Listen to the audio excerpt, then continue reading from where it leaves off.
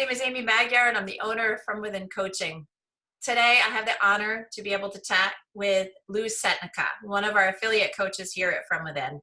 This is a chance for us to just get to know a little bit more about Lou and what makes Lou tick, but then also so that you have a chance to see why I had no doubt that Lou was a perfect fit for my organization. So welcome, Lou. Thank you, Amy. Love having you. Thank you. Lou, tell me just kind of a quick starting point of, some people want to know immediately, where have you been certified? What's your background?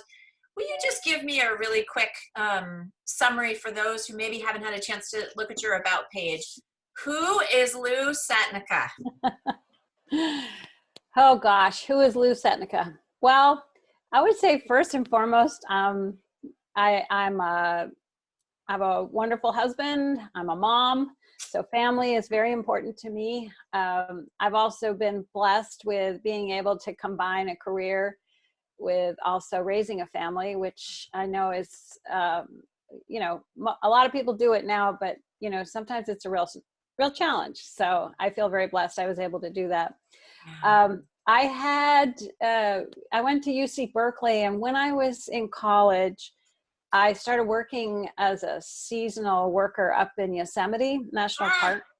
And I became absolutely hooked on that park in particular and the whole national park system. So I ended up falling in love with my husband in Yosemite, and we got married there, and we ended up having quite a career in national parks throughout the US. So I worked at Yosemite, at the Everglades, at Grand Teton, Hawaii volcanoes. So all with I think I was drawn to it because I have a really deep commitment to environmental responsibility. And I felt like my work with the National Park Service was a way to make sure that those areas are preserved and protected for future generations, the mission of the Park Service.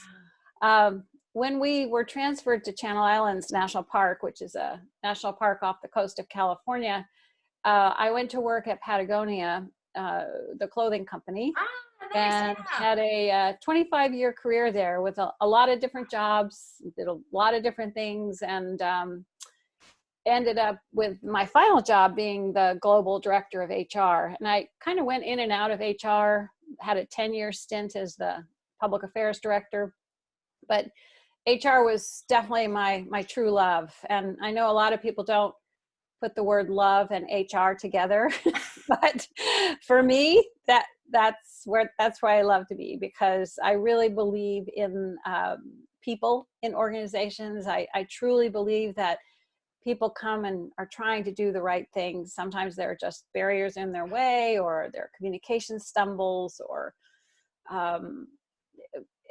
just truly, they don't wake up in the morning coming to work saying, I'm going to do a bad job today. That's truly not their intention. There's usually some breakdown. So that's when I left Patagonia in 2012, I went out on my own doing HR consulting. And part of that was beefing up my coaching practice, which thanks to you, I've had the opportunity to do quite a bit of through FromWithin Coaching. So that's been a really nice tool in my HR consulting toolbox, to have the coaching plus all the other regular HR skills that I bring to my clients. One of the things that really struck me, Lou, that I had never thought about before is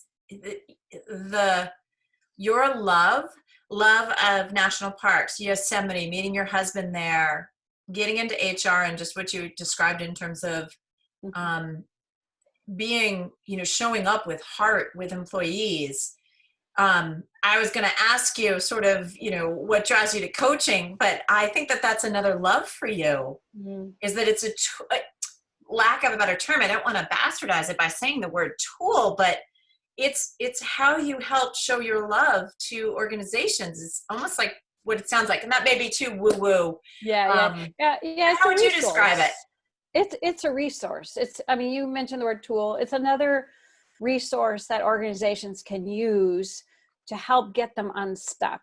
Yeah. I love helping individuals and organizations move from where they are to where they want to be. And coaching is one of those tools, as well as, organizational design and some of the other more traditional HR tools. But coaching helps people figure out where they are, Yeah. where do they want to be, and how are we going to bridge that gap? What are we going to talk about to help them get there? What are the barriers in their way? Why are there barriers? How can I, as a coach, help ask the right questions to help them bust through that and get to where they want to be?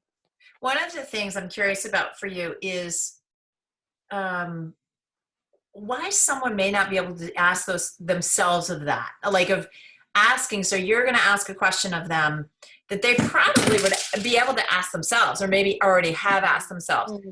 What is it about coaching or about how you ask that question that could be different for them to help them get unstuck?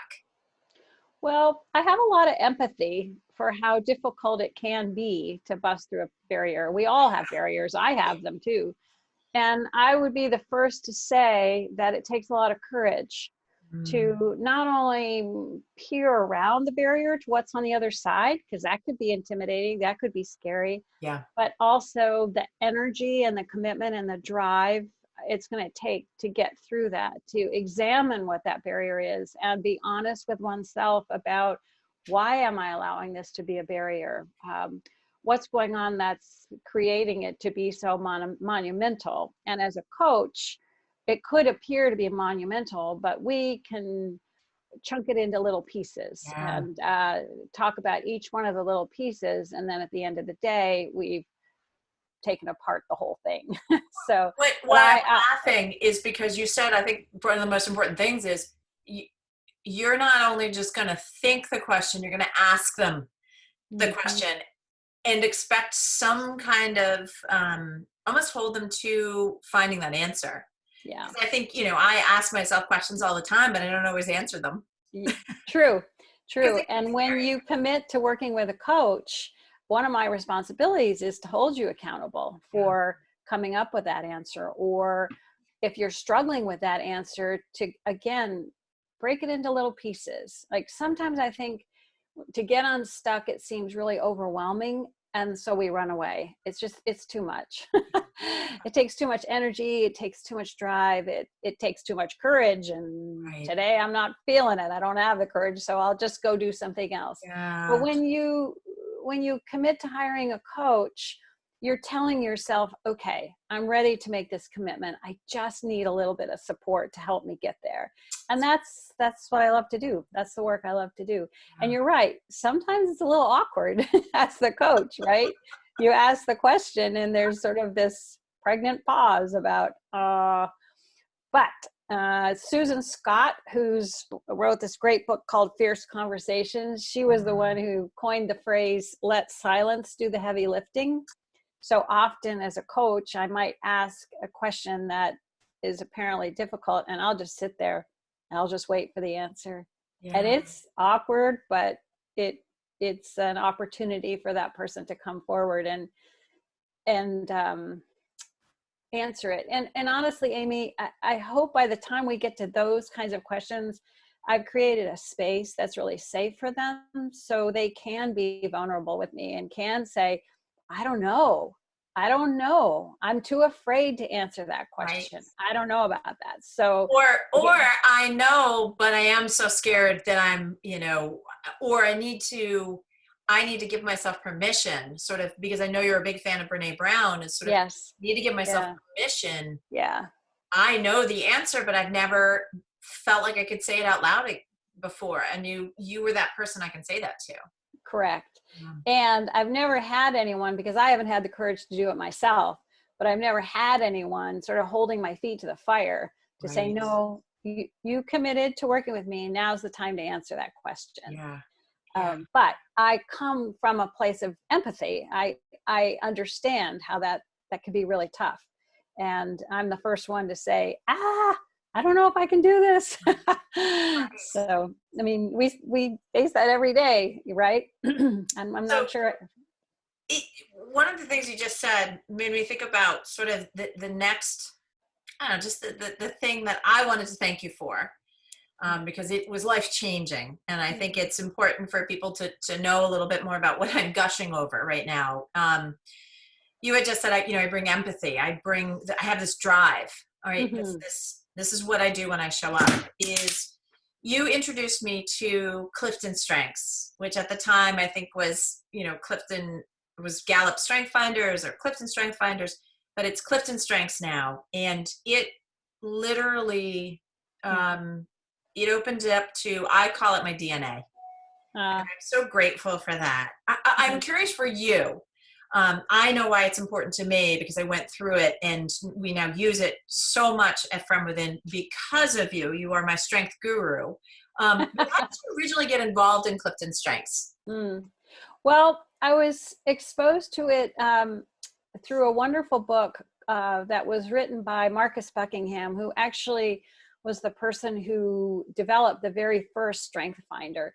But before he started studying strengths, his first book was called First Break All the Rules, which I think is out of print. But when I was in grad school, one of my classes had that book, and I just love that book. It makes so much sense. And from that information, he wanted to find out why do people leave organizations? That was his drive. And he worked for Gallup at the time, so he had resources and he could ask tons of people questions. So he found out that the number one reason why people leave organizations is because of their manager, who's ever leading them. Oh, wow.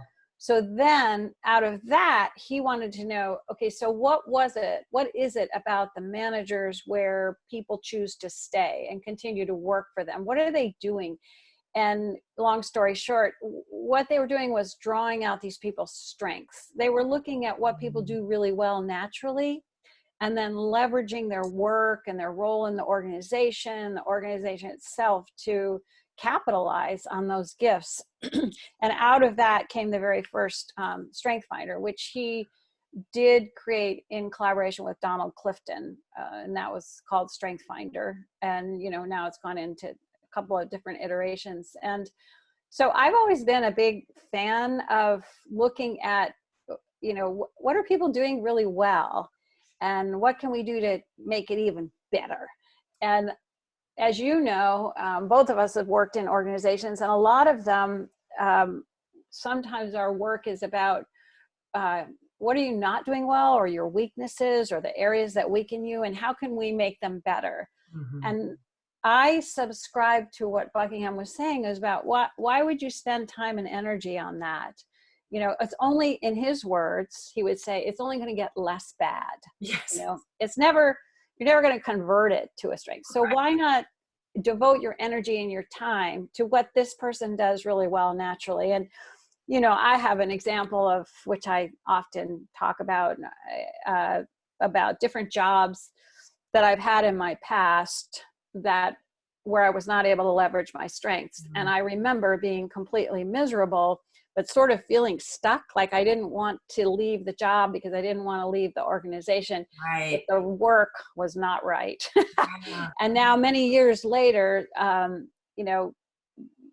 having done the Strength Finder with folks like you and, obviously all my clients, I use the Strength Finder or the Clifton Strengths Assessment because it's a great place to start with in terms of where we're going next. I've found that, all of my work, I should always be with people. And at one point in my career, I was doing accounting, which is not my strength. So that was a good lesson. Right. And to that point, it's not that you couldn't do the work of an accountant. It just didn't fuel you. It didn't. Right. It dragged me down. It dragged me down, and I felt miserable about myself because I wanted to be a contributing member of this organization, and I was terrible. And isn't that straight up? Right? Yeah. Is that you went immediately to sort of, I don't want to, something's wrong with me, or, and I don't want to drag this organization down. And it's not that what you were doing is how you were showing up is wrong. It's that you weren't in alignment with your strengths. And so, when you it's not just on Friday night at 8 o'clock at night that you're exhausted. It's at 9 a.m. on Monday morning, you're beat up and the work week hasn't even started yet, but it's because what you were doing just brought you not, no It joy. didn't fuel me. Yeah. You wanted, you know, I use the Strength Finder a lot with my clients, and I'll be the first to say, for a manager to look at the strengths of his group and realize that he has work misassigned to people, it takes a lot of courage to be able to shift things around and say, you know what, I'm going to change your job description, or this project that's coming into our department is not going to be handled by you. It's going to be handled by this person over here. Reason being, when we look at our strengths, it's going to be a lot easier for that person. They're going to get more joy and fulfillment. I'm going to have you do this over here, which is going to do the same for you. Yeah. But it's a different way of looking at how you do work or how you show up at work. But at the end of the day, it's much more efficient because people are going to perform better. They're going to be more deeply engaged in their work because they're doing work that they love and they're doing it through their natural gifts. And you and I have a heart for that place of organizations truly should be looking at putting people in the right spots so that they're doing good work and fulfilled and sustained. But at the end of the day, they actually make you more money. They don't lose as much money. So, I mean, I think that's the thing as an organization. They're like, that's great, Lou, but how's it going to help? And we know that it absolutely affects both bottom line numbers and top line sales every time. Well, if you want to start with saving money, look at turnover. So if you have high turnover in an organization, if you go way back to what I talked about with Buckingham about why do people leave organizations, it's whatever their manager is doing is not helping them feel fulfilled and helping them feel like their gifts are being tapped into. So there's a higher likelihood they're going to leave. So you're right. If you want to just go to dollars and cents, take a look at turnover. And if you have a high level of turnover at an organization, which is costing you a lot of money, take a look at how people are being led. Are they being led in a way that lets them leverage their strengths? And then again, you keep going back. So then you got to do the analysis about, well, what are their strengths and what is their work? And whoa, maybe Susie with these strengths needs to be in a completely different department. Right. And so that's sort of that work I was talking about earlier about someone's here or an organization is here and they want to get to there. Yeah. So Strength Finder, the Clifton Strengths, is a great tool to use to help with that. And that, to clarify, you use strengths, Clifton Strengths, not only with organizations, but individuals, even in career coaching, when you do the one-on-one with them, right? I do. My process with most of my clients is really, I like the Clifton Strengths as a foundational piece of information. Most people who participate in it are really surprised at how accurate it is and then how useful it can be in helping them determine what role they're going to look for next. So in career coaching, they're restless. There's some reason that they're coming to us to want to change roles. So using that, and I also have an exercise around core values, helping clients figure out, not only are we discerning their top 5 strengths, but I ask them to go through a process to articulate their top 5 values. Yeah. And so what you want is a combination of strengths and values when you go to your next organization. To your point earlier, there's an alignment between the values of the organization and an alignment between the work that you do and the strengths that you have. Yeah. So putting that whole puzzle together. And for many clients, particularly ones looking for a new career, this is really useful information because they haven't thought about it that way before. They've just gone into an organization, got a job, moved on up. But for some reason, they're not happy, they're restless, they're looking around. So that's useful information that I use quite a bit of in my coaching practice. Yeah, I think so much unrest often happens when people are doing because they can, but that doesn't mean that they should still be doing it, especially people that are going into sort of midlife or towards the end of their career, is sort of tapping into, this has never felt right and I don't know why. And often it's the misalignment of what they're doing versus who they are. Yeah. Exactly. And this, thank you for clarifying of that. I love it. And that the Clifton Strengths is very useful because it's very articulate. You know, it really uses language that not only is appealing, it's not real technical, it's lay person, if you will. Give me an example of that. Like with, I know one of your strengths is belief. So give me an example of that. Well, belief is around leading with your values. And it does talk a lot about, when he describes the belief strength, it talks about your commitment to family, high ethics. So it's interesting. Belief is an interesting strength for me because I've taken the Clifton Strengths assessment several times. And I think the last time I took it was about 4 years ago. And belief had not been there before, and it had popped on there. And my hunch is the older I get, the clearer I get about the work I want to be doing, the people I want to hang out with, the huge commitment I have to my family. So I'm not surprised that it popped onto there. But yeah, he uses, admit, Lou, this entire recording, nobody's going to be surprised. And that's such a great example of, though everything you've just described in terms of your history, it keeps layering on. And so people, you know, that word, if I had to summarize what you just shared over the last 20 minutes, is it's belief. Yeah.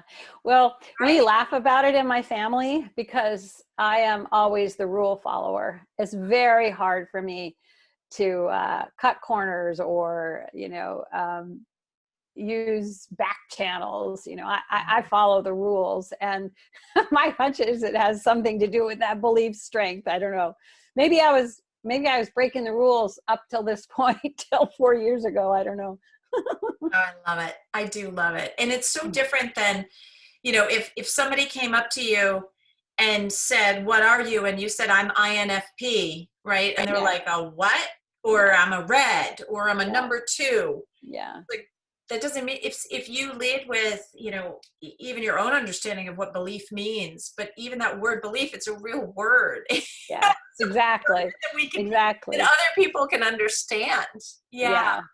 Yeah, and I'm, you know, I would be the first to say, and I know Marcus Buckingham would join me in saying, there's nothing wrong with other assessment tools. Sure. It's for me, and I think for you and for the other coaches we work with, Strength Finder, the Clifton Strength assessment is the one that works best for us.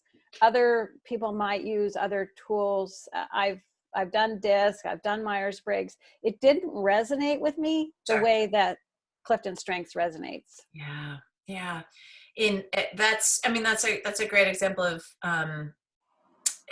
there's an assessment out there that's going to resonate for wherever that person is at that moment. I think what you and I found is that there's light bulbs every time. Yes. And with, you know, a room of one person, so one-on-one, or a room of 1,000 people, it's like literally you can see them having these light bulb moments around. Yeah, I love that moment when you say the client has participated in the Clifton Strengths and it's your first conversation about them. And usually I say, so overall, what did you think? Pretty accurate? And there's like this moment, and then it's like, yeah, you know, it's surprisingly accurate, you know. It's almost like a little bit disconcerting for them about, ooh, this is very accurate. And wow. I took it to my spouse and they said, absolutely, this is what you are. The language I used with you was, that was spooky. Yeah, you know, there you go. I think that I never would have chosen those strengths if you had asked me to choose them. I don't think I would have chosen them. I know. And it's because that it's like these other things that I actually am, I don't even know that I do them. So I wasn't even aware that they come so natural. But I also think there's some imposter syndrome in a couple of my strengths personally, where I wouldn't have chosen them. but it's almost Yeah, like they chose me. So you yeah, can't hide yeah. from that, which is so cool. You know, Well, one to of be the other, mindful oh, of the time, Lou, I mm. want to just give you a chance to sort of see what else you think is important to share with the folks that may be watching this, and whether that's the kind of organizations and individuals you work with, or anything else that you think is important to share.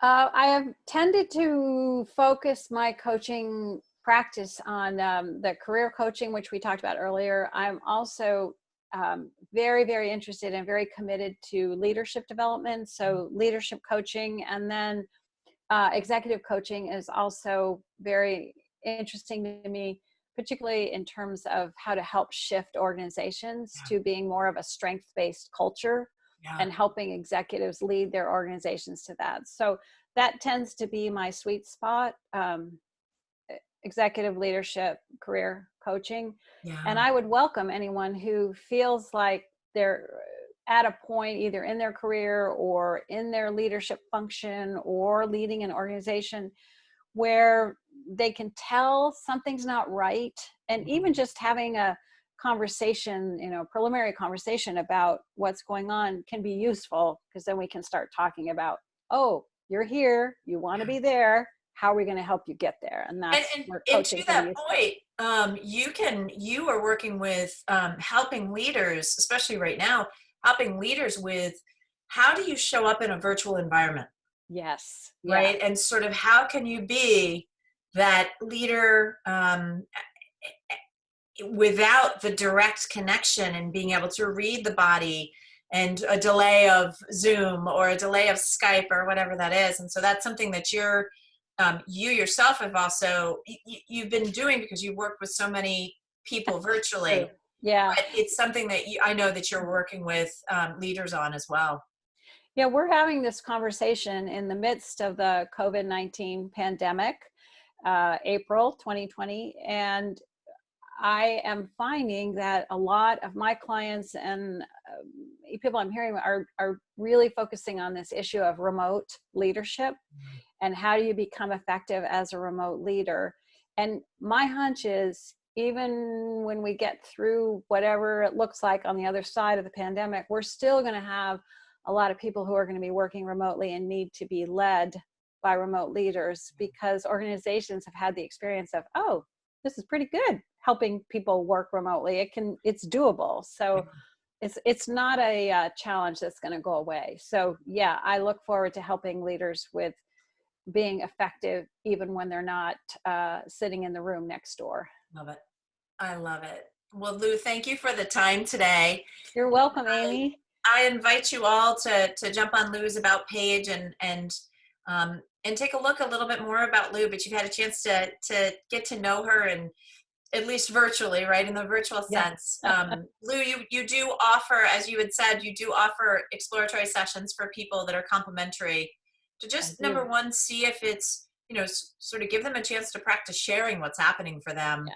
see if you and they are a good fit. But that is something that they can do. They can find the link right on your site to be able to book that. And I can't say it enough. It's so important to have a good fit Yeah. with your coach and the client, because it's a partnership.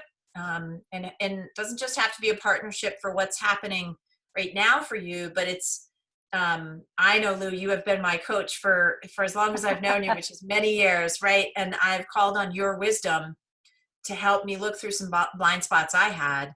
And Thanks, so it's Amy. not just for what I need right now, but it sort of was you're helping me as a leader of my organization continue to grow. So I'm so Great. grateful for that. Thank you. No sweat. Love I doing send, it. I send you off with a be safe, be well, and be hopeful. And I know that that's how you're feeling as well at this time. Yes, same to everyone. Thank you. Awesome. Thanks, Lou. Bye.